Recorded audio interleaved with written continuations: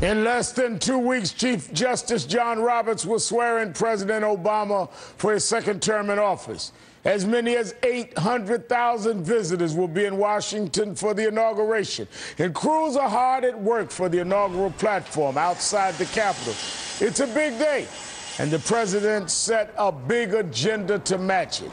He plans to tackle immigration, gun control, climate change, and tax reform in his second term. And with 4 years in office under his belt, this president knows what he wants, and he's confident he'll get it.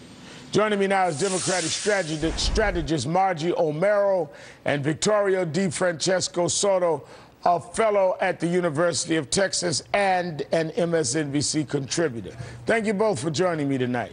Good evening, Reverend. Thanks, Reb. Victoria, how does the president keep the momentum from his re-election going into the second term?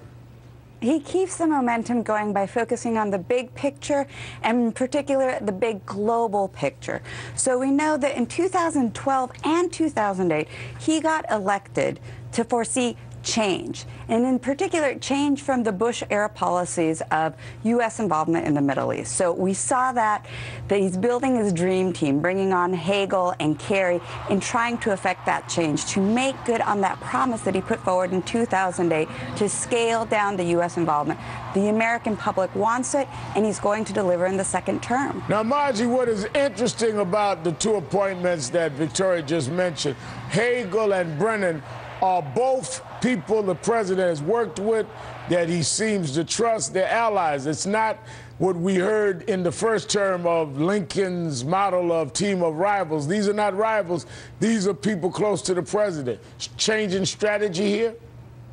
No, I don't think so. I mean, I think the president has had people who have different points of view from himself and from each other. I mean, we saw that in the case with Secretary Gates and Vice President Biden, who recommended against making the call on Osama bin Laden, but the president made it anyway. So I think this is consistent with his strategy so far. I also think it's important to look at how the president keeps the momentum in terms of bringing everyone together. His style in terms of bringing people together, both within his administration and across the aisle, and voters. I mean, voters, they selected Obama. They voted for Obama in 2008. They believed in him, and they believed in change. And this last time around, they voted for him because they really believed in his policies and the vision he had going forward.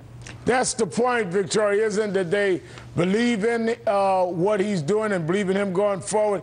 57% say he won the fiscal cliff fight. In the last century, only 4 presidents have won 2 elections with more than 50% of the vote. President Obama, Reagan, Eisenhower, and President Franklin Roosevelt. The question is, can he use this momentum? Can he use this support to get his agenda done? That's his challenge.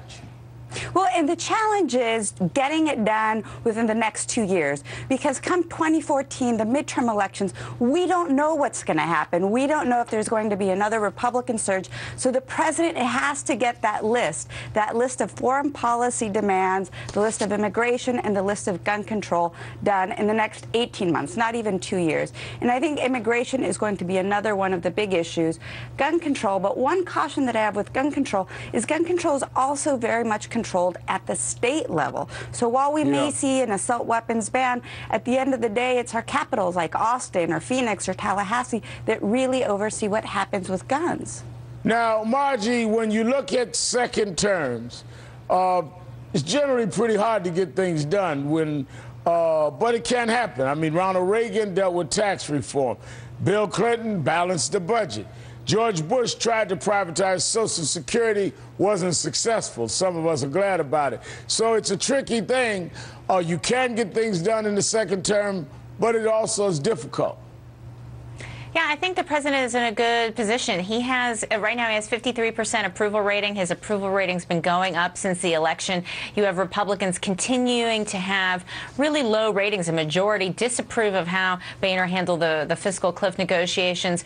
Incredibly low ratings for Congress. You have about 3/4 of the electorate who say that politics right now is doing some serious harm, while at the same time they give the president strong ratings. So they're really taking aim at Congress. And I think all of that leads to a situation where voters have really had it now with Congress, and they want to see everyone come to the table, and that gives the president a real edge. You know, Victoria, let me ask you this quickly, that we've seen after 4 years in office that this president, we're seeing more and more of him as a person. One moment that sticks out is his emotional speech to his team after his win. Watch this. What you guys have done means that the work that I'm doing is important. And I'm really proud of that. I'm really proud of all of you. And we're seeing the emotions that we didn't see before as we go into the second term, Victoria. You know, and as voters, we act with both our hearts and our minds. And I think what Obama does is he puts forward that combination that you can agree with his policies, you see that ideological vision, but behind that ideological vision is a person, is someone who has empathy for those of us who are not in leadership positions. And that's the winning combination that we see. Victoria DeFrancesco Soto and Margie Omero, thank you so much for your time tonight. Thank you. Thank you. Ahead, civil rights activists